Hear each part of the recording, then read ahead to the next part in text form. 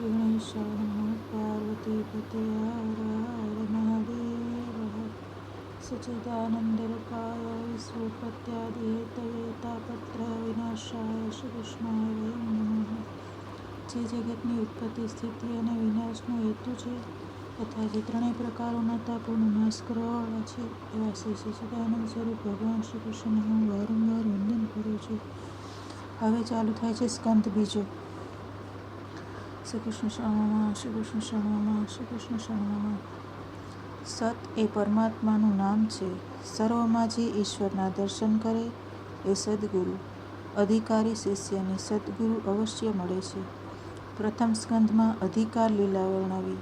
પરીક્ષિત અધિકારી હતો એટલે તેમને સુખદેવ મુનિ આવીને મળ્યા. 5 પ્રકારની શુદ્ધતા પરીક્ષિતમાં છે: માતૃશુદ્ધિ, પિતૃશુદ્ધિ, દ્રવ્યશુદ્ધિ, અંશશુદ્ધિ અને આત્મશુદ્ધિ. સત્શિષ્યને ગુરુકૃપા અને ઈશ્વર દર્શન થાય છે. સદ્ગુરુ તત્વ અને ઈશ્વર તત્વ એક છે. ઈશ્વર જેમ વ્યાપક છે તેમ ગુરુ પણ વ્યાપક છે. જેનો અભાવ કોઈ ઠેકાણે નથી તે વ્યાપક. પરમાત્મા સમાન સદ્ગુરુ પણ વ્યાપક છે. વ્યાપકને શોધવાની જરૂર પડતી નથી, પણ વ્યાપકને ઓળખવાની જરૂર છે. પરમાત્મા જેમ ગુરુ પણ વ્યાપક છે, પણ તે અધિકારીને મળે છે. સંત થયા વગર સંતને ઓળખી શકાતા નથી. સંત દેખાતા નથી, કારણ કે તું સંત થયો નથી. જે સંત થાય તેને સંત મળે. સંત થવા માટે વ્યવહારને અતિ શુદ્ધ બનાવજો. જ્યાં સુધી મુઠ્ઠી ચણાની જરૂર છે ત્યાં સુધી વ્યવહાર છૂટતો નથી. પ્રત્યેક વ્યવહારને ભક્તિમય બનાવે તે ખરો વૈષ્ણવ. સંત થવા માટે મનને સુધારવાની જરૂર છે. મનને બદલવાની જરૂર છે. જે પોતાના હૃદયનું પરિવર્તન કરે છે તે સંત બને છે. મન શુદ્ધ બને તો સંત મળે છે. સંતને સંત મળવા આવે છે. વિલાસીને સંત મળતા નથી. ગુરુદેવ બ્રહ્મા છે. ગુરુદેવ નવો જન્મ આપે છે. નવો જન્મ આપે છે એટલે કે તે મનને અને સ્વભાવને સુધારે છે. ગુરુદેવ વિષ્ણુ છે, કારણ કે ગુરુદેવ શિષ્યનું રક્ષણ કરે છે. ગુરુદેવ શિષ્યને મોક્ષ પણ આપે છે, તેથી તે શિવજીનું પણ સ્વરૂપ છે. ગુરુ કર્યા વગર રહેશો નહીં. તમે લાયક થશો તો ભગવાન કૃપાથી સદ્ગુરુ મળી રહેશે. તુકારામજી મહારાજે પોતાનો અનુભવ વર્ણવ્યો છે. કથા વાર્તા સાંભળતા પ્રભુના નામમાં મારી પ્રીતિ થઈ. વિઠ્ઠલ વિઠ્ઠલનો જપ હું સતત કરવા લાગ્યો. ભગવાનને મારા ઉપર દયા આવી અને સ્વપ્નમાં સદ્ગુરુ મળ્યા. મારા સદ્ગુરુ મને રસ્તામાં મળ્યા. હું ગંગાજીમાં સ્નાન કરીને આવતો હતો. રસ્તામાં ગુરુદેવ મળ્યા. મને કહે, વિઠ્ઠલનાથની પ્રેરણાથી હું તને ઉપદેશ આપવા આવ્યો છું. મેં ગુરુદેવને કહ્યું કે મેં તો ભગવાનની કોઈ સેવા કરી નથી. તેમ છતાં ગુરુદેવે કૃપા કરી અને દીધો મંત્ર રામકૃષ્ણ હરિ. ગુરુ દક્ષિણામાં ગુરુદેવે મારી પાસે પાસેર તુપ એટલે કે ઘી માગ્યું. શું તુકારામના ગુરુની પાસે ઘી નહીં મળતું હોય? પણ તુકારામની વાણી ગૂઢાર્થ ભરેલી છે. તુપ એટલે તારું, તુંપણું અને હુંપણું. તું મને આપ. આજથી તું ભૂલી જા કે તું પુરુષ છે, કે તું તારું પુરુષત્વ ભૂલી જા. મારા ગુરુદેવે હુંપણું અને તુંપણું માગી લીધા. મને આજ્ઞા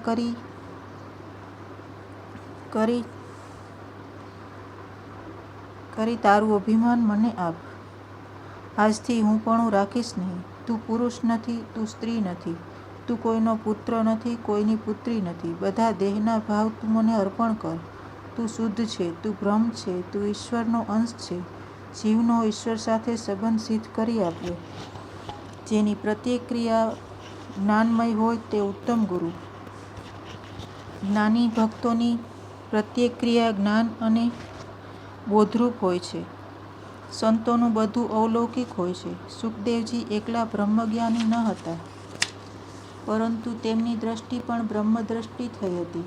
સુખદેવજી પ્રત્યેકને સમભાવથી, બ્રહ્મભાવથી જુએ છે. જેવી દ્રષ્ટિ તેવી સૃષ્ટિ દેખાય છે.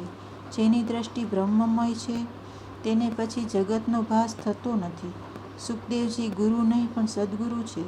સુખદેવજી જેવા બ્રહ્મદ્રષ્ટિ રાખનારા સુલભ નથી. કેવળ બ્રહ્મજ્ઞાનની વાતો કરનારા સુલભ છે. સુખદેવજી જેવા ગુરુ મળે તો 7 દિવસમાં તો શું પણ 7 મિનિટમાં મુક્તિ અપાવે. પણ શિષ્ય પરીક્ષિત જેવો અધિકારી હોવો જોઈએ. ગુરુ શિષ્ય બંને અધિકારી હોવા જોઈએ. મંત્ર દીક્ષા અધમ છે, સ્પર્શ દીક્ષા ઉત્તમ છે. બ્રહ્મજ્ઞાનમાં તલ્લીન થઈ સુખદેવે પરીક્ષિતના માથા ઉપર વરદ હસ્ત પધરાવ્યું. ત્યાં તેમને બ્રહ્મના દર્શન થયા. પ્રથમ સ્કંધમાં અધિકારની કથા કહી. ભાગવતનો શ્રોતા કેવો હોવો જોઈએ તે બતાવ્યું. વક્તા કેવો હોવો જોઈએ તે બતાવ્યું. આગળ કથા આવશે. ધ્રુવજીને રસ્તામાં નારદજી મળ્યા છે.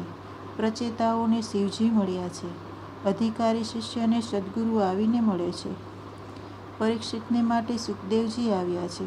બાકી 1000 આમંત્રણ આપે તો પણ આંખ ઊંચી કરી સુખદેવજીને કોઈના સામે જોવાની ફુરસદ નથી. કારણ ખરા જ્ઞાની એક ક્ષણ પણ પરમાત્માના દર્શન કર્યા વગર રહી શકતા નથી. 3 પ્રકારના શ્રોતા વક્તામાં વ્યાસજીને બીજો નંબર આપ્યો છે. કારણ વ્યાસજી સમાજ સુધારે એ વૃત્તિથી કથા કરતા. સુખદેવજી બીજાને સુધારવાની ભાવનાથી કથા કરતા નથી. ફક્ત પોતાના અંતઃકરણના સુખ માટે કથા કરે છે. સુખદેવજીએ કથાનો આરંભ કર્યો પણ મંગલાચરણ કરતા નથી. કારણ દેહભાન બિલકુલ ન હતું. 3 અધ્યાય પછી સુખદેવજીએ મંગલાચરણ કર્યું છે. ભાગવતમાં 3 મંગલાચરણ છે. પ્રથમ વ્યાસજીનું, બીજું સુખદેવજીનું, અંતમાં ત્રીજું સૂતજીનું. જુવાનીમાં મંગલાચરણ એટલે કે મંગલ આચરણની બહુ જ જરૂર છે. એટલે સુખદેવજીનું મંગલાચરણ 12 શ્લોકનું અને બાકીના મંગલાચરણ 1 શ્લોકના છે. ઉત્તમ વક્તા કોણ? જે વક્તામાં 16 આની વૈરાગ્ય હોય તે ઉત્તમ વક્તા. સંસારના કોઈ પણ વિષયમાં મન ન જાય તે વૈરાગ્ય. સંસારના વિષયો દેખાય તેમ છતાં જેનું મન તેમાં જતું નથી તેનું વૈરાગ્ય સિદ્ધ થયું. વૈરાગ્ય વગર દૃઢતા આવતી નથી. વૈરાગ્યથી જ્ઞાન દીપે છે. વૈરાગ્યથી ભક્તિ શોભે છે. જ્ઞાન, ભક્તિ, વૈરાગ્ય પરિપૂર્ણ થાય છે તો મનુષ્ય બ્રહ્મમય થાય છે. સુખદેવજીમાં 16 આની જ્ઞાન, ભક્તિ અને વૈરાગ્ય હતા. જ્ઞાનીનું હૃદય કૃષ્ણ પ્રેમમાં ન પીગળે તો જ્ઞાન શા કામનું? પરીક્ષિત રાજા સુખદેવજીને પૂછે છે, જેનું મરણ પાસે આવ્યું હોય તેનું કર્તવ્ય શું? તે શું કરે ને શું ન કરે? મનુષ્ય માત્રનું કર્તવ્ય શું? સુખદેવજી બોલ્યા, રાજન, તે પ્રશ્ન સુંદર કર્યો છે. શ્રવણ કરો. અંતકાળમાં વાત, પિત્ત અને કફથી ત્રિદોષ થાય છે. મૃત્યુની વેદના ભયંકર છે. જન્મ મરણના દુઃખનો વિચાર કરો તો પાપ નહીં થાય. તેથી મૃત્યુની બીક રાખો, એનું સ્મરણ રાખો. વિચાર કરો કે મૃત્યુને ભેટવાની મેં તૈયારી કરી છે કે નહીં. આ પ્રમાણે ચિંતન કરવાથી વૈરાગ્ય આવે છે. જન્મ, મૃત્યુ, જરા, વ્યાધિના દુઃખોનો વારંવાર વિચાર કરો તો વૈરાગ્ય આવશે અને પાપ છૂટશે. બાકી પાપના સંસ્કારો જલ્દી છૂટતા નથી. વિચાર વિના વિવેક, વૈરાગ્ય નથી આવતા. કાળને માથે રાખી હંમેશા ઈશ્વરનું ચિંતન કરવું. કાળને યાદ રાખો તો પાપવૃત્તિ ઉદ્ભવશે નહીં. ભજન માટે અનુકૂળ સમયની રાહ જુઓ નહીં. કોઈ પણ ક્ષણ ભજન માટે અનુકૂળ છે. કોઈ અડચણ ન રહે તે પછી હું ભજન કરીશ એમ માનવું તે અજ્ઞાન છે.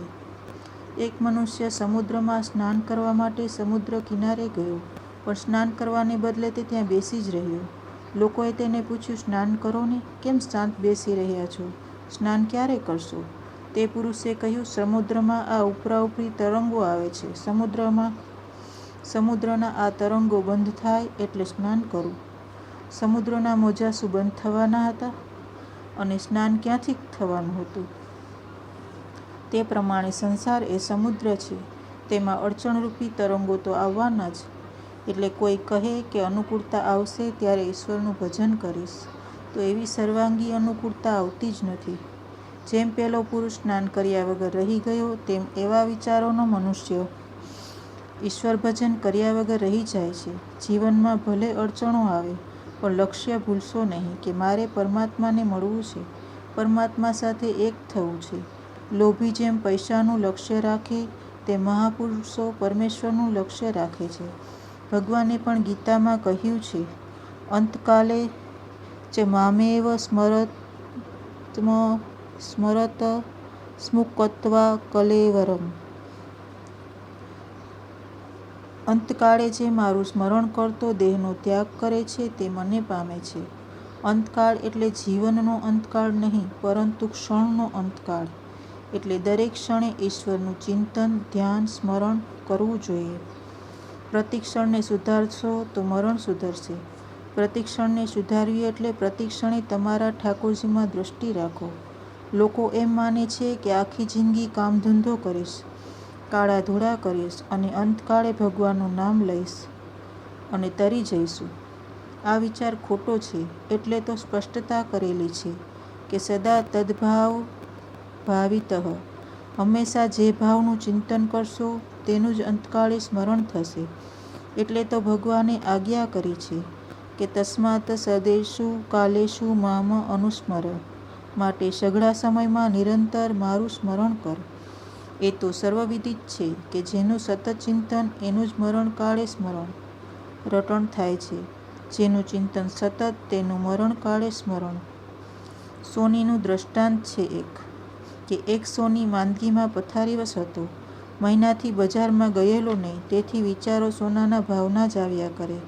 અંતકાળ આવ્યો છે, તાવ વધ્યો છે. ડૉક્ટર શરીર તપાસવા લાગ્યા. ડૉક્ટરે તાવ માપીને કહ્યું કે 105 છે. 105 ડિગ્રી તાવ છે. સોની સમજ્યો. કોઈએ સોનાનો ભાવ કહ્યો. તે પોતાના પુત્રને ઉદ્દેશીને બૂમ મારવા લાગ્યો, વેચી નાખ, વેચી નાખ. 80માં લીધેલું છે અને 105 થયા છે, માટે વેચી નાખ.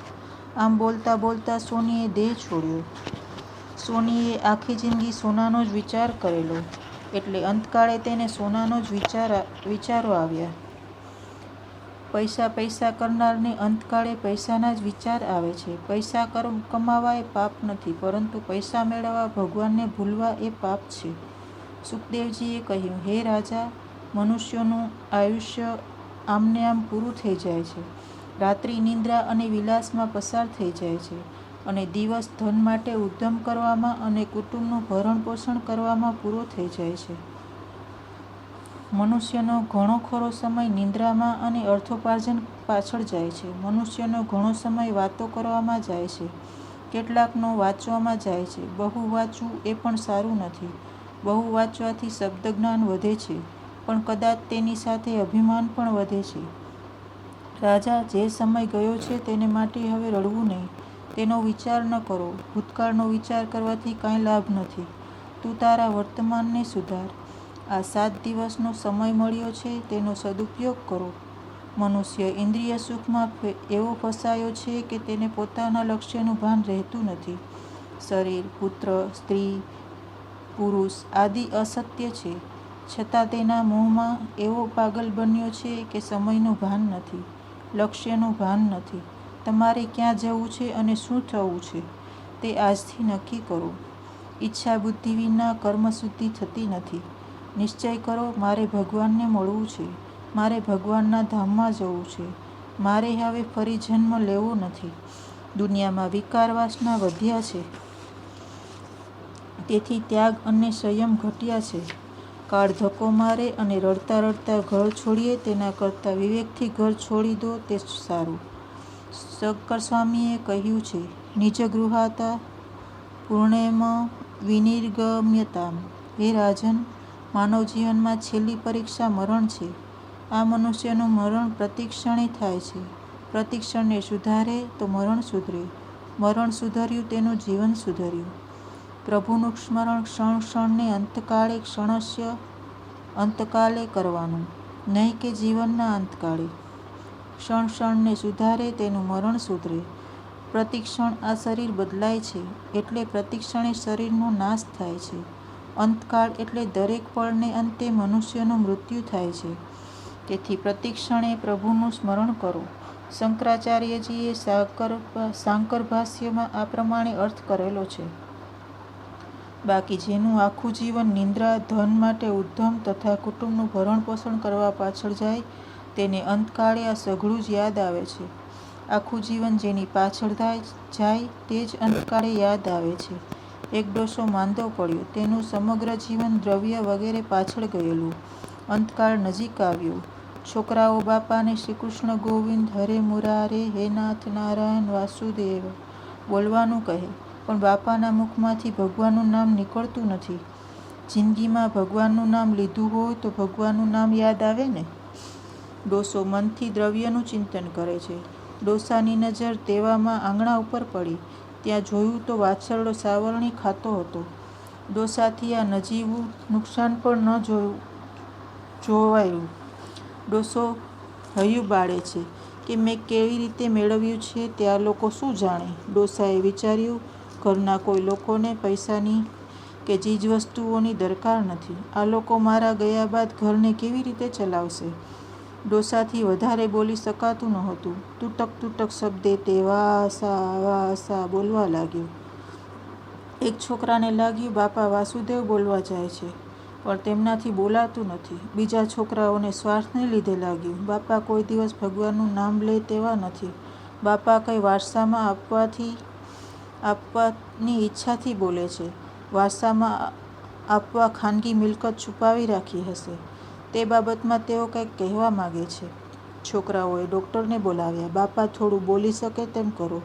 ડૉક્ટરે કહ્યું કે ઇન્જેક્શન આપીએ તો ડોસો થોડો વખત બોલી શકશે, પરંતુ તે માટે 1000 રૂપિયા ખર્ચ કરવા પડશે. છોકરાઓને આશા હતી કે બાપાએ કાંઈ દાટ્યું હશે તે બતાવશે. છોકરાઓએ ₹1000 ખર્ચ કર્યો.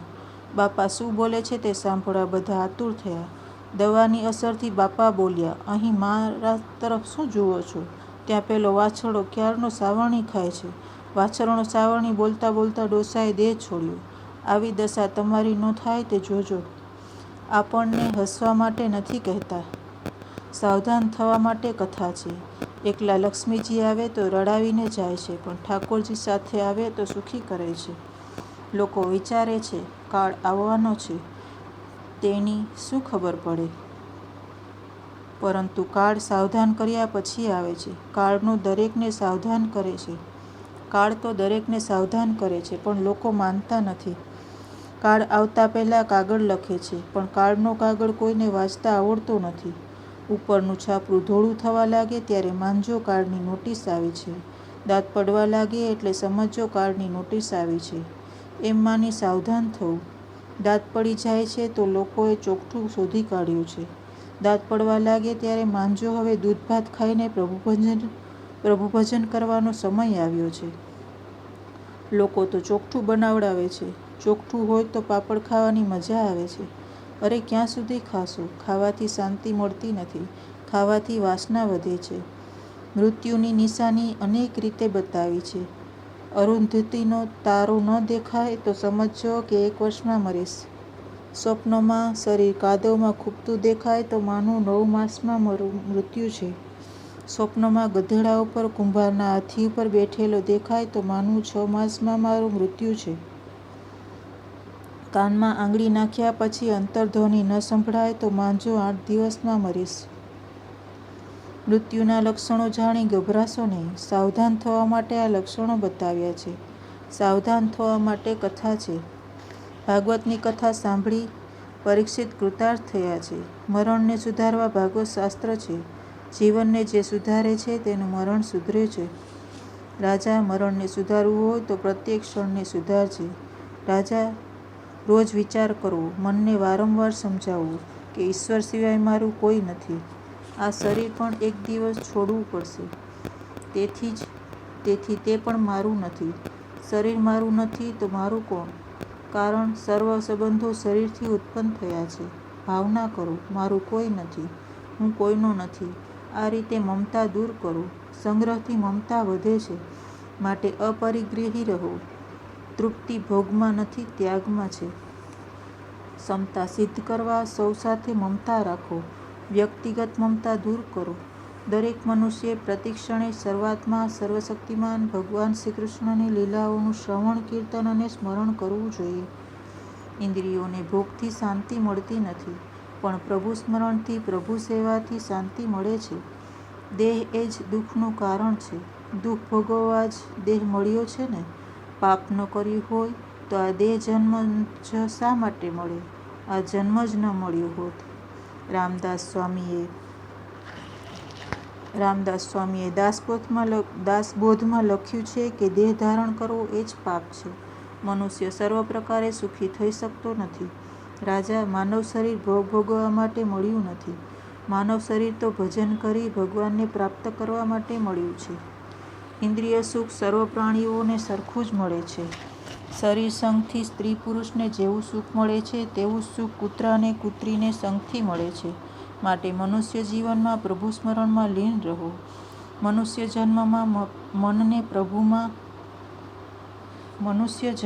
મનને પ્રભુના સ્મરણમાં લીન કરો.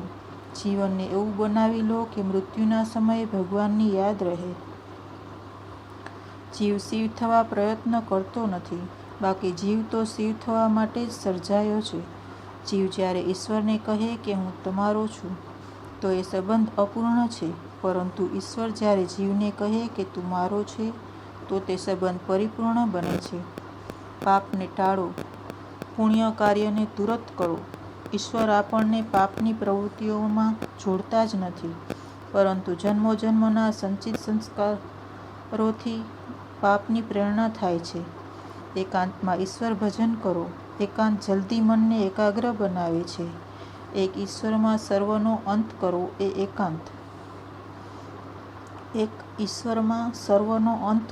એ એકાંત. એકમ અદ્વિતીય ઈશ્વર.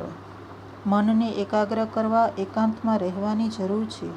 ગૃહસ્થ ઘરમાં સંભાવ રાખી શકતો નથી, પછી ભલે ગીતાનો પાઠ કરો કે સમત્વમ યોગ ઉચ્યતે. ગૃહસ્થાશ્રમના વ્યવહારો વિષમતાથી ભરેલા છે. ત્યાં સમતા રહી શકતી નથી. ગૃહસ્થના ઘરમાં ભોગના પરમાણુઓ ભરેલા હોવાથી ઘરમાં રહી સતત પરમાત્માનું ધ્યાન કરવું એ કઠણ છે.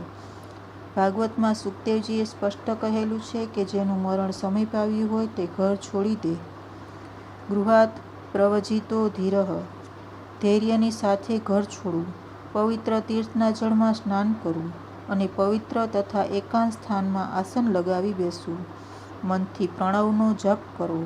પ્રાણાયામથી પ્રાણવાયુને વશ કરવો. મનને વિચાર દ્વારા રોકી ભગવાનના મંગલમય રૂપમાં લગાવવું. મીરાબાઈએ નક્કી કરેલું, એકાંતમાં મેં તો ગિરધર આગે નાચુંગી. તેથી મીરાની ભક્તિ સિદ્ધ થઈ છે. એકાંતમાં બેઠા પછી પ્રથમ પ્રાણાયામ કરવો. મનનો પ્રાણ સાથે સંબંધ છે. પ્રાણ સ્થિર થાય તો મન સ્થિર થાય છે. પ્રાણાયામના 3 ભેદ છે.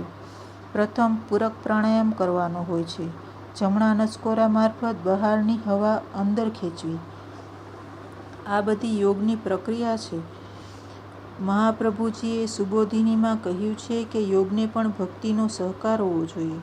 યોગને જો ભક્તિનો સાથ ન હોય તો તે યોગી રોગી બને છે. ભક્તિ વિનાનો યોગ રોગને ઉત્પન્ન કરે છે. ભક્તિ કર્યા વગરનો યોગ સાધક થતો નથી, કેટલીક વાર બાધક થાય છે. ભક્તિ સાથે યોગ કરે તો પ્રભુ સાથે સંયોગ થાય છે. યોગથી યોગી મનને સ્થિર કરી શકે છે, પણ હૃદય વિશાળ થતું નથી. હૃદય વિશાળ થશે જ્ઞાન અને ભક્તિથી. તેથી પૂરક પ્રાણાયામમાં એવી ભાવના કરવાની કે પ્રભુનું તેજોમય સ્વરૂપ મારા હૃદયમાં આવે છે, ભગવાનનું વ્યાપક તેજ મારામાં આવે છે. તે પછી કુંભક કરો. ત્યારે ભાવના કરવાની કે ઈશ્વરને હું આલિંગન આપું છું. પ્રાણને શરીરમાં રોકી રાખો તે કુંભક.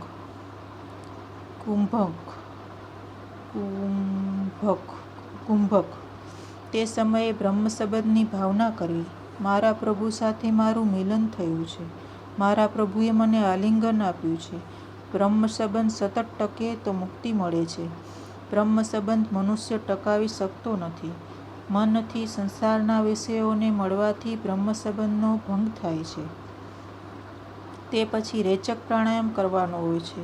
ડાબા નસકોરામાંથી જે શ્વાસને બહાર કાઢવાનો છે તેને રેચક કહે છે. તે વખતે એવી ભાવના કરવાની કે હવે પ્રભુ સાથે હું એક થયો છું, હું ભગવાનનો બન્યો છું. એટલે મારું પાપ બહાર નીકળે છે, વાસના બહાર નીકળે છે. મારા મનમાં જેટલા વિકાર હતા તેટલા બધા બહાર નીકળે છે. હવે હું શુદ્ધ છું. જ્યાં સુધી લૌકિક વ્યવહારમાં કાંઈક કરવું છે ત્યાં સુધી મન ઠરવાનું નથી. બહારનો સંસાર ભજનમાં વિક્ષેપ કરતો નથી. મનનો સંસાર ભજનમાં વિક્ષેપ કરે છે. બ્રાહ્મણો સંધ્યામાં અઘમર્ષણ કરે છે. મારા પાપ બધા બહાર નીકળે છે. મનના 2 પ્રકારના મળ કહ્યા છે. પેલું છે સ્થૂળ મળ. સ્થૂળ મળ એટલે સાધારણ સાધન, તપ, વ્રત, ઉપવાસથી દૂર થાય છે. સૂક્ષ્મ મળ તે તીવ્ર ભક્તિ વગર નીકળતો નથી. તેથી સુખદેવજીએ આરંભમાં વિરાટ પુરુષનું ધ્યાન કરવાનું કહ્યું છે. વિરાટ પુરુષની ધારણા વગર મન શુદ્ધ થશે નહીં. સુખદેવજી કહે છે, અમારી નિષ્ઠા નિર્ગુણમાં છે, તથાપિ નંદનંદન યશોદાનંદન મારા મનને વારંવાર ખેંચી લે છે. શ્રી કૃષ્ણ ભગવાનની મધુર લીલાઓ બળપૂર્વક મારા હૃદયને પોતાના તરફ ખેંચી લે છે. એ જ કારણથી મેં ભાગવત પુરાણનું અધ્યયન કર્યું અને તે હું તમને સંભળાવીશ. સર્વશાસ્ત્રોનો સાર એ જ છે કે ભગવાનના નામોનું પ્રેમથી સંકીર્તન કરવું. સર્વશાસ્ત્રો વાંચો, વિચારો, પણ યાદ રાખો કે એકલો તે નારાયણ હરિ જ સાચો છે. મેં સર્વશાસ્ત્રોને ઉથલાવી જોયા, વારંવાર વિચાર કરી જોયો, પણ તેમાંથી આ એક જ સાર નીકળ્યો કે સર્વનું ધ્યેય એક નારાયણ હરિ જ છે. સર્વશાસ્ત્રો વાંચી વિચારીને નિશ્ચય કર્યો કે એક ભાગવતનું જ ધ્યાન કરવું.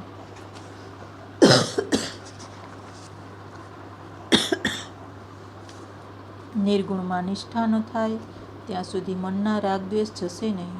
સગુણમાં નિષ્ઠા રાખે અને નિર્ગુણને ન માને તો તેની ભક્તિ અધૂરી છે. ધ્યાનના આરંભમાં માનસી સેવા કરવી. ધ્યાનમાં મન શુદ્ધ નહીં હોવાથી આનંદ આવતો નથી. મનને બહાર વિષયોમાં રખડવાની ટેવ પડી છે. વર્તમાન કાળમાં જીવન ભોગ પ્રધાન બન્યું છે. તે સમયે મનને અંતર્મુખ કરવું બહુ કઠણ છે. જ્ઞાની પુરુષો મનનો મેલ ધોવા માટે વિરાટ પુરુષની ધારણા કરે છે. વિરાટ પુરુષની ધારણા એટલે આખું જગત બ્રહ્મરૂપ છે તેમ માનવું. બ્રાહ્મણ તે વિરાટ પુરુષનું મુખ, ક્ષત્રિય તે હાથ, વૈશ્ય તે સાથળ, શૂદ્ર તે પગ, નાળીઓ તે જ નદીઓ ઇત્યાદિ જગતના પ્રત્યેક પદાર્થને બ્રહ્મરૂપે નિહાળીને મનને વિશુદ્ધ બનાવે છે. સાધારણ સાધકને આ વિરાટ પુરુષની ધારણા કઠણ છે. તેથી કેટલાક અતિ સુંદર નારાયણ ભગવાનનું ધ્યાન કરે છે. જગત બ્રહ્મરૂપ છે એમ નહીં માનો ત્યાં સુધી રાગદ્વેષ જશે નહીં. કેટલાક જગતને બ્રહ્મમય માને છે. કેટલાક પ્રત્યેક પદાર્થમાં બ્રહ્મ સ્વરૂપનો અનુભવ કરે છે. રાગદ્વેષનો નાશ કરવા વિરાટ પુરુષનું ધ્યાન કરવું. આખું જગત એ વિરાટ પુરુષનું સ્વરૂપ છે તેવી ભાવના દ્રઢ થાય તો જગતની કોઈ વસ્તુ પ્રત્યે દીનભાવ કે કુભાવ થશે નહીં. હરિ જ જગત છે એમ માનો. બ્રહ્મદ્રષ્ટિથી જગત સત્ય છે. બ્રાહ્મણ ભગવાનના મુખમાંથી નીકળ્યા છે એટલે બ્રાહ્મણનું અપમાન મારા પ્રભુના મુખનું અપમાન છે. વૈશ્ય સાથળમાંથી નીકળ્યા છે એટલે વૈશ્યનું અપમાન મારા પ્રભુના સાથળનું અપમાન. પરમાત્માના ચરણમાં શૂદ્ર નીકળ્યો છે માટે કોઈનું અપમાન ન કરો. જગતમાં જળ ચેતન પરત્વે ભેદભાવ રાખશો ત્યાં સુધી ધ્યાનમાં એકાગ્રતા આવશે નહીં. તે પછી વૈરાગ્યનો ઉપદેશ કર્યો. વૈરાગ્ય વગર ધ્યાન નથી. ધ્યાનમાં એકાગ્રતા આવતી નથી. સંસારનું સ્મરણ એ જ દુઃખ છે. સંસારનું વિસ્મરણ એ જ સુખ છે. જ્ઞાન માર્ગમાં તીવ્ર વૈરાગ્ય જોઈએ. ભક્તિ માર્ગમાં તીવ્ર પ્રેમ જોઈએ. ભક્તિ કરવી હોય તો વૈરાગ્ય નહીં કેળવો તો ચાલશે, પણ સર્વ સાથે પ્રેમ કરવો પડશે. વૈરાગ્ય કરતાં આ અઘરું છે. સર્વ સાથે પ્રેમ કરો અથવા એકલા ઈશ્વર સાથે પ્રેમ કરો. જગતના પ્રત્યેક પદાર્થ સાથે પ્રેમ કરવો એ ભક્તિ માર્ગ. જ્ઞાન માર્ગમાં ત્યાગ પ્રધાન છે. ભક્તિ માર્ગમાં સમર્પણ પ્રધાન છે. જ્ઞાની નિષેધ કરતાં પરિનિષેધમાં જે બાકી રહે છે તેમાં મનને દઢ કરે છે. સાધારણ મનુષ્ય માટે જ્ઞાન માર્ગ સુલભ નથી. મનુષ્ય સર્વનો ત્યાગ કરી શકતો નથી. શરીરથી આત્મા ભિન્ન છે તેમ બધા સમજે છે, પણ તે અનુભવવું સહેલું નથી. ભક્ત માને છે કે ગાયમાં રહેલા શ્રીકૃષ્ણની સેવા ઘાસમાં રહેલા શ્રીકૃષ્ણથી કરવી. ભક્તિ માર્ગમાં સદ્ભાવ રાખવાનો છે. સર્વ પ્રત્યે સદ્ભાવ રાખવો કઠણ છે. શ્રી કૃષ્ણ ભગવાન પોતાની લાત મારનારને પણ સદ્ભાવથી જુએ છે. મનનો મેલ ધોવા વિરાટ પુરુષનું ધ્યાન કરવાનું છે. વિરાટ પુરુષનું ધ્યાન કરવાનું એટલે કે જગતમાં આ જે કાંઈ દેખાય છે તે પરમાત્માનું સ્વરૂપ છે એમ સમજીને વ્યવહાર કરો. આખું જગત એ વિરાટ પુરુષનું સ્વરૂપ છે. વિરાટ પુરુષનું ધ્યાન કરવા તીવ્ર વૈરાગ્યની જરૂર છે. આખું જગત બ્રહ્મરૂપ છે તેમ માની જ્ઞાની પુરુષો લલાટમાં બ્રહ્મના દર્શન કરે છે. વૈષ્ણવો હૃદયમાં ચતુર્ભુજ દ્વારકાનાથના દર્શન કરે છે. પ્રભુના એક અંગનું ચિંતન એનું નામ ધ્યાન, પ્રભુના સર્વાંગનું ચિંતન એ ધારણા. દાસ્ય ભક્તિથી હૃદય જલ્દી દીન બનશે. ભગવત ચરણારવિંદનું ખૂબ ધ્યાન કરવું. ત્યાર પછી મુખારવિંદનું ધ્યાન કરવાનું છે. તે પછી સર્વાંગનું ધ્યાન. ધ્યાન યોગની કથા કપિલ ગીતામાં વિગતવાર આપી છે. અત્રે સંક્ષેપ કર્યો છે. સાધક સાવધાન થઈ ધ્યાન કરે તો સમજાશે કે માયામાં જે શક્તિ છે તે ખોટી છે. ઈશ્વરનું ચિંતન ન થાય તો વાંધો નહીં, પણ સંસારનું ચિંતન કરશો જ નહીં. ઈશ્વરનું ધ્યાન ન થાય તો વાંધો નહીં, પણ સંસારનું ધ્યાન છોડવાની ટેવ પાડજો. ધ્યાન વગર ઈશ્વરનો સાક્ષાત્કાર થતો નથી. જેવું પૈસાનું ધ્યાન કરો છો તેવું પરમાત્માનું ધ્યાન કરવાનું છે. આરંભમાં આંખ આગળ અંધારું દેખાશે, પણ ધૈર્યની સાથે યોગ ધારણાથી મનને વશ કરવું. પ્રભુના સર્વાંગની બુદ્ધિ દ્વારા ધારણા કરવી. જેમ જેમ બુદ્ધિ સ્થિર થશે તેમ તેમ મન સ્થિર થશે. ધારણા સ્થિર થાય ત્યારે ધ્યાનમાં પ્રભુનું મંગલમય સ્વરૂપ દેખાય છે અને ભક્તિ યોગની પ્રાપ્તિ થાય છે. ધ્યાનમાં મન સ્થિર ન થાય તો તેને મરણની બીક બતાવજો, તેથી તે સ્થિર થશે. મનને સમજાવજો, ક્ષણભંગુર જીવન કી કલિકા કલ પ્રાતઃ સમય ખીલી ન ખીલી, મલિયાચલ કી સૂચી ગંધ સમીર ચલી ન ચલી, કલિકાલ કુઠાર લીએ ફિરતા તન નમ્ર હે ચોટ ઝીલી ન ઝીલી, રટલે હરિ નામ અરિ રસના અંત સમય મેં હિલી ન હિલી. જ્ઞાનદેવે મનને ગુરુ બનાવ્યો છે. મનનો ખરો ગુરુ આત્મા છે. એકનાથ મહારાજ પાસે એક વૈષ્ણવ આવ્યો. મહારાજને પૂછ્યું, તમારું મન ઈશ્વરમાં સ્થિર થાય છે? સદા સર્વદા તમારું મન શ્રી કૃષ્ણમાં સ્થિર કેમ રહે છે? તમારું મન 24 કલાક પ્રભુમાં સ્થિર છે. મારું મન અડધો કલાક પણ પ્રભુમાં સ્થિર થતું નથી. મનને સ્થિર કરવાનો કોઈ ઉપાય બતાવો. એકનાથ મહારાજે વિચાર્યું કે ઉપદેશ ક્રિયાત્મક હોવો જોઈએ. મહારાજે કહ્યું, એ વાત હમણાં જવા દે. મને લાગે છે કે તારું મૃત્યુ સમીપ છે. મરતા પહેલાં વેર અને વાસનાનો ત્યાગ કરવો. વેર અને વાસના મરણને બગાડે છે. 7 દિવસ પછી તું મારી પાસે આવજે. પેલા વૈષ્ણવના તો મૃત્યુનું નામ સાંભળ્યું ત્યારથી હોશકોશ ઉડી ગયા. ઘેર આવ્યો, ધનની પુત્રોને સોંપણી કરી દીધી. સર્વની ક્ષમા યાચના માગી ઈશ્વરનું ધ્યાન કરવા લાગ્યો. 7 દિવસ પછી તે એકનાથ મહારાજ પાસે આવ્યો. મહારાજે પૂછ્યું, બોલો, આ 7 દિવસમાં તે શું કર્યું? તારે હાથે કાંઈ પાપ થયું? વૈષ્ણવ ઉત્તર આપે છે, મને તો મરણની બીક એવી લાગી કે હું તો સર્વ છોડીને ઈશ્વરના ધ્યાનમાં લાગી ગયો. એકનાથ મહારાજે કહ્યું, મારી એકાગ્રતાનું એ જ રહસ્ય છે. હું મૃત્યુને રોજ યાદ રાખું છું. હું મૃત્યુની બીક રાખી સતત ઈશ્વર ભજન કરું છું.